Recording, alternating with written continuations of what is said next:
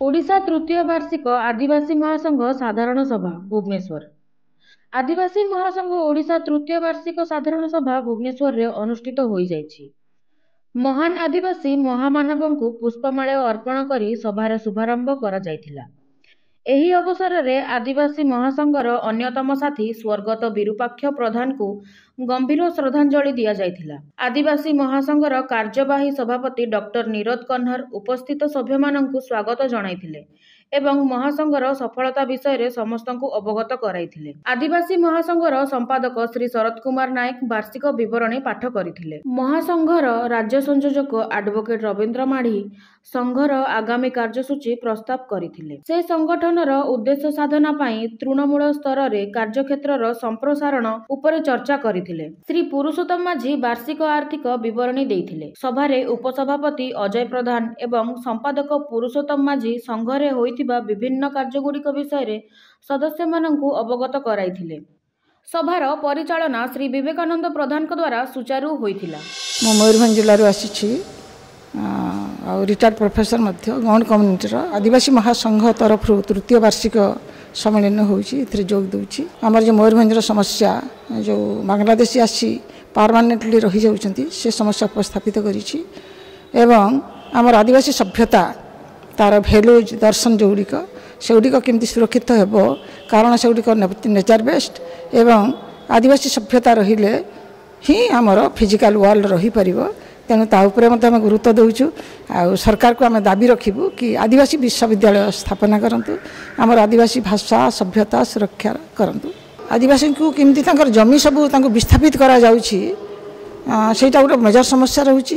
ଆଦିବାସୀମାନଙ୍କର income source ତାକୁ ସରକାର କେବେ ହେଲେ ଦୃଷ୍ଟି ଦେଉନି। ବିକାଶ କହିଲେ କେବଳ ଭିତ୍ତିଭୂମି ନିର୍ମାଣ କରୁଛନ୍ତି, ଜଳ ଜଙ୍ଗଲ ଜମିର ମ୍ୟାନେଜମେଣ୍ଟ କରିକି କେମିତି ଇନକମ୍ ବଢ଼ିବ ସେ ଦିଗରେ ସରକାର କେବେ ହେଲେ ଦୃଷ୍ଟି ଦେଉନାହାନ୍ତି। ସେଥିପାଇଁ ମଧ୍ୟ ଆମେ ଗଠନମୂଳକ କାମ କରିବୁ ଏବଂ ସରକାରକୁ ମଧ୍ୟ ପରାମର୍ଶ ଦେବୁ ଯେ ଏଇ କାମ ସେ କରନ୍ତୁ। ଏଇଟା ମଧ୍ୟ ଆମର ଲକ୍ଷ୍ୟ ଉଦ୍ଦେଶ୍ୟ ରହିଛି। ମୋ ନାଁ ହୃଦାନନ୍ଦ ମାଝୀ, ଜିଲ୍ଲା କଳାହାଣ୍ଡି ଜୁନାଗଡ଼ ବ୍ଲକ ବ୍ରାଞ୍ଚ ଆଦିବାସୀ ସଂଗଠନର ସଭାପତି। ବର୍ତ୍ତମାନ ଏଠି ଓଡ଼ିଶାର ସମସ୍ତ ଆଦିବାସୀ କମ୍ୟୁନିଟିର ସଭ୍ୟମାନେ ଉପସ୍ଥିତ ଅଛନ୍ତି।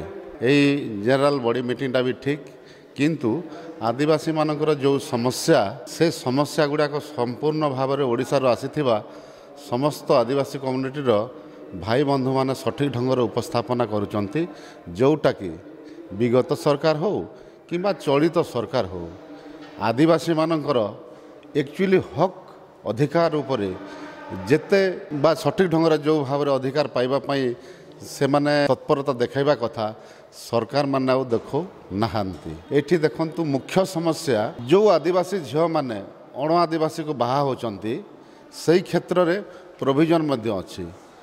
ସେ ଝିଅର ଜାତିଟା ରହିବ, କିନ୍ତୁ ଜମି କିଣାବିକା କ୍ଷେତ୍ରରେ ଯଦି ଜଣେ ଅଣ ଆଦିବାସୀ ସେହି ଆଦିବାସୀ ଝିଅ ନାଁରେ ଯଦି ଜମି କିଣିବ, ସେହି କ୍ଷେତ୍ରରେ ସମ୍ପୂର୍ଣ୍ଣ ଭାବରେ ସ୍ଥାନୀୟ ତହସିଲଦାର ବା ଏକ୍ଜିକ୍ୟୁଟିଭ୍ ମାଜିଷ୍ଟ୍ରେଟ୍ ଖାରଜ କରିବାର ପ୍ରୋଭିଜନ୍ ଅଛି।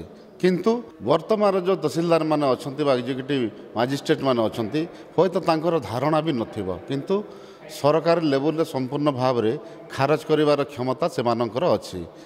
ଆଉ ଚାହୁଁନାହାନ୍ତି ସେମାନେ ଆମେ କେଉଁ ପ୍ରୋବ୍ଲେମ୍ ଭିତରେ ପଶିବା ପାଇଁ, ଏଣୁକରି ସେମାନେ ବି ଆମକୁ ସମ୍ପୂର୍ଣ୍ଣ ଭାବରେ ଅଣଦେଖା କରୁଛନ୍ତି। ଏଣୁକରି ଆମେ ଆଜିର ଏଇ ମିଟିଂରେ ସମ୍ପୂର୍ଣ୍ଣ ଭାବରେ ପ୍ରଶାସନିକ ସ୍ତରକୁ ମଧ୍ୟ ଆମେ ନିନ୍ଦା କରୁଛୁ। 2 ନମ୍ବରରେ ହେଲା ପେସା ଆଇନଟା। ଯଦି ପେସା ଆଇନଟା ଆଦିବାସୀମାନଙ୍କର ହକ୍ ଅଧିକାର ଓ ଆଦିବାସୀମାନଙ୍କର ସୁବିଧା ଦୃଷ୍ଟିରୁ ଯଦି ସାମ୍ବିଧାନିକ ବ୍ୟବସ୍ଥା ଅଛି ବା ଯେଉଁ ଗ୍ରାମ ସଭାର ପ୍ରାବଧାନଟା ଅଛି, ଗ୍ରାମ ସଭାରେ ଯଦି ଆଦିବାସୀମାନଙ୍କର ଯଦି ବହୁତ ସୁନ୍ଦର ପ୍ରାବଧାନ ଅଛି, ତାହେଲେ ବିଗତ ସରକାର କିମ୍ବା ଚଳନ୍ତି ସରକାର ବି ଗ୍ରାମ ସଭାରେ ଏମିତି କେଉଁ ଭଳିଆ ଗୋଟେ ଗୂଢ଼ ରହସ୍ୟ ଅଛି ଯେ ଅନେକ ଥର ଏମେଣ୍ଡମେଣ୍ଟ କରୁଛନ୍ତି, ଯେଉଁଟାକି ଆଦିବାସୀକୁ ସୁହଉନି, ଆଦିବାସୀଙ୍କର ହକ୍ ଅଧିକାର ଉପରେ ଆଞ୍ଚ ଆସୁଛି। ଆଉ ସେଇ ଏମେଣ୍ଡମେଣ୍ଟ ଉପରେ, ପେସା ଆଇନ ଏମେଣ୍ଡମେଣ୍ଟ ଉପରେ କେଉଁ ଗୂଢ଼ ରହସ୍ୟ ଅଛି ଯେ ବାରମ୍ବାର ଏମେଣ୍ଡମେଣ୍ଟ କରୁଛନ୍ତି। ଏଣୁକରି ଆମେ ଚଳନ୍ତି ସରକାରଙ୍କୁ ମଧ୍ୟ ଆମେ ନିନ୍ଦା କରୁଛୁ ଯେ ପେସା ଆଇନରେ ସେଇ ବାରମ୍ବାର ଏମେଣ୍ଡମେଣ୍ଟ କରୁଥିବା, ଗ୍ରାମ ସଭାକୁ ଏମେଣ୍ଡମେଣ୍ଟ କରୁଥିବା, ତାକୁ ଆମେ ସମ୍ପୂର୍ଣ୍ଣ ନିନ୍ଦା କରୁଛୁ ଏବଂ ସେ ଏମିତି ଆଇନ ଆଣନ୍ତୁ। ଆମେ ଆମ ଜରିଆରେ ଓଡ଼ିଶା ପେସା ସଂକଳନ କମିଟି ଜରିଆରେ ଆମେ ବି ଦେଇଛୁ ଅନେକ ବିଧାୟକମାନଙ୍କୁ ଦେଇଛୁ କିନ୍ତୁ ସେମାନେ ବି ତାକୁ ପଢ଼ନ୍ତୁ ଜାଣନ୍ତୁ ଏବଂ ଆମ ଆଦିବାସୀମାନଙ୍କୁ ସୁହେଳା ଭଳିଆ ପେସା ଆଇନଟା ଲାଗୁ କଲେ ହୁଏତ ଆଗାମୀ ଦିନରେ ଆଦିବାସୀମାନଙ୍କର ହକ୍ ଅଧିକାର ସାବ୍ୟସ୍ତ ହୋଇପାରିବ ଏଠି ଥିଲେ ମାତ୍ର ସନ୍ଦେହ ନାହିଁ। ନମସ୍କାର।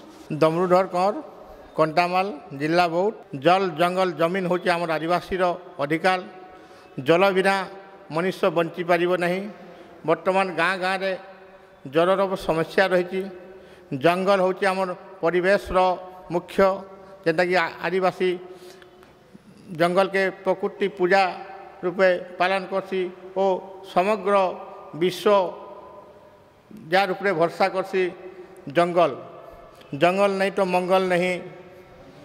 आउ अधिकार जल जंगल जमीन रो अधिकार तो आदिवासी आज जमी तार लुप्त हो गलान और जंगल जमी अधिकार आईन अच्छी। आगामी दिन में आदिवासी मैंने केन्ता करी पाई पारबे सरकार से जिनस उपस्थापना करी तो सेठी लगी आमे आज भुवनेश्वर आदिवासी महासंघ आज संगठित होइचु। आगामी दिन में सरकार के आम दाबी आपत्ति जनामु और निश्चय सरकार सुनबे बोली मोर आशा विश्वास। मो ना लक्ष्मण माझी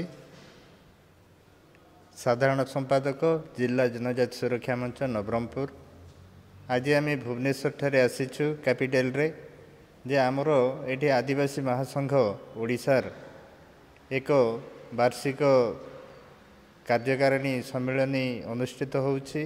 एठी आम ओडिशार प्राय 30टा जिल्लार आदिवासी भाई भौणी माने आछंती एवं ए आदिवासींकर हक अधिकार पई किमिति लड़ाई करिबा आगामी दिन रे आमे किमिति आमर सुरक्षा ए आदिवासी जातिर सुरक्षा किमिति आमे करि परिबा आमर जाति माटी संस्कृति किमिति बचाई परिबा सेथिपई गोटे एक्शन प्लान तैयारी होछि एवं सेथिपई आमर एठी ओडिशार कोण अनुकोणरू अनेक विज्ञ एवं जो इंटेलेक्चुअल मास सब आसीचंती रिटायर्ड पर्सन जो माने कि आईएएस भली जो रिटायर्ड पर्सन माने अछंती सेमानक माध्यम रे आमे एठी आलोचना करूछु किमिति आमे हमकु निजकु सुरक्षा देई परिबा।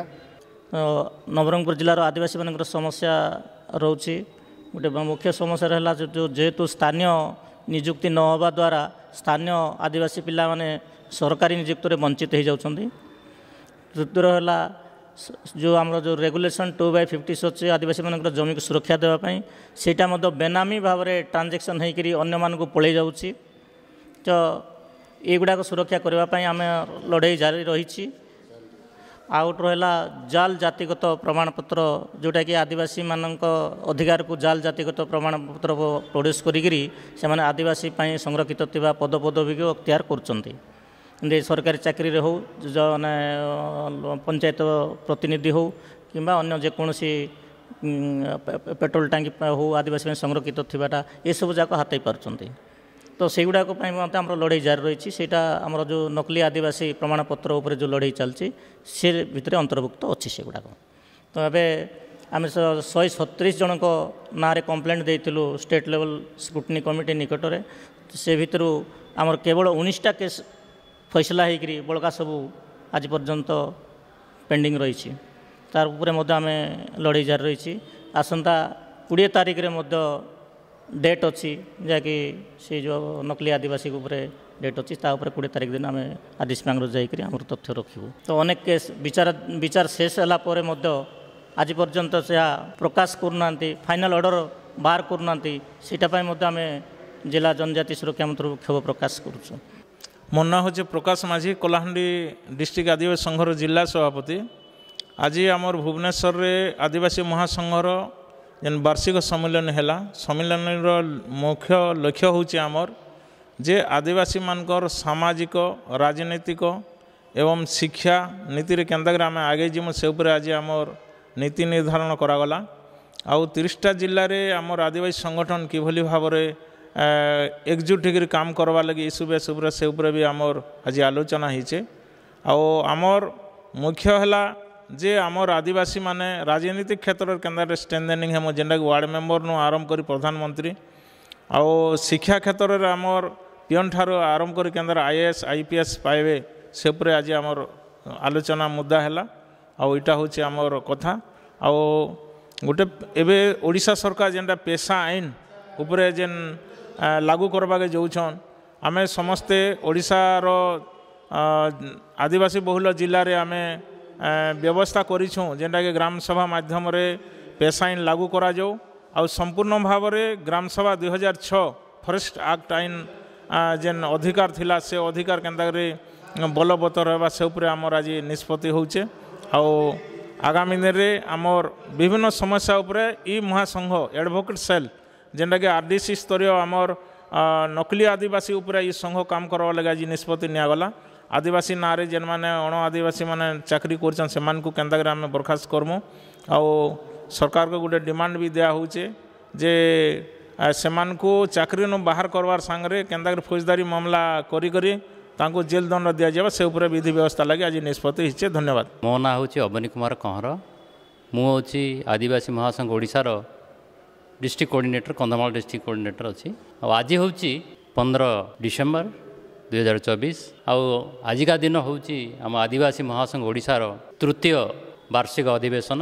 एठी सारा ओडिशार 30टा जिलार आदिवासी भाई भौणी मैंने आज जोग देइछन्ति। मुख्यतः आम आदिवासी महासंघ बा आमर उद्देश्य है ओडिशा रे जो आम 64 प्रकार आदिवासी अच्छू आम 30टा जिले में विभिन्न आदिवासी संगठन अच्छी से संगठन सबू संगठन मध्य जमी समन्वय रखा सेटा ही मूल उद्देश्य। संगठन रखिकी आमर समस्या शिक्षा गमनागमन पर्यटन स्वास्थ्य यही सब समस्या जहाँ कि आम आदिवासी माने खाली ओडिशा बोली नुह सारा विश्व में जहाँ आम सम्मुखीन हो तार दाबी को उपस्थापना करने यहाँ गोटे आम मंच आदिवासी महासंघ यहाँ ही मेन उद्देश्य।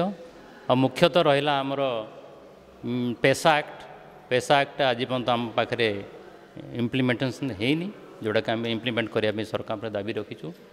तापर अन्य संगठन भी आम पछरे अच्छी आम आदिवासी संगठन एति ही आमर दाबी रोचे पुणी आगू पुणी आर वर्ष को पुणी सरकार सहित पुणी कथबार्ता यही। मोर ना दैतारी भोई बलांगीर जिला आदिवासी महासंघ ओडिशा डिस्ट्रिक्ट कोऑर्डिनेटर। आज आमर 3 वर्ष पूर्ति अवसर रे आमे आमर एनुअल मीटिंग थेइतिला आउ संगठन उपरे आमर आलोचना हेतिला। ई संगठन आके केंदा सुदृढ़ नामा लगी संगठन आके बढ़वा बोलिकी आमे समस्ते आज भुवनेश्वर ठारे एक बैठक हेतिला। आउ आगामी दिन रे अनेक प्रकार समस्या अच्छे से समस्या गुड़ा को आमे केंदागिरी समाधान करमा आउ नकली आदिवासी मानके केंदागिरी हटामा से उपरे भी आज आमर बैठक रे आलोचना होता। आमर आदिवासी समाज रो अनेक गुड़े अच्छे जल जमी उपरे भी बहुत गुड़े अच्छे जेन माने जल जमीन रो जमी कमाउछन से मानके सरकार आज पर्यंत पट्टा दे नहीं आउ जेन मानकर जीवा लगी रास्ता नहीं स्कूल सुविधा नहीं न पानी रो सुविधा नहीं अनेक गुड़े समस्या अच्छे से उपरे ही आज आमर ओडिशा आदिवासी महासंघ तरफ अनेक आलोचना होता। एही सभारे लांजीगढ़ विधायक श्री प्रदीप पुजारी, प्राध्यापक पंकज नायक, प्राध्यापक सुकांती नायक, अध्यापक सरस्वती सबर, श्री अवनी कुमार कंवर, श्री जगदीश नायक, श्री दैतारी भोई, श्री हिमांशु भोई, श्री कुरेश्वर माझी, श्री चंद्रमोहन नायक, श्री गोपीनाथ माझी, श्री बंधु मुदुली, श्री रामराय मंदुई, श्री सुशील खालखो, श्री प्रकाश माझी प्रमुख जोग देथिले।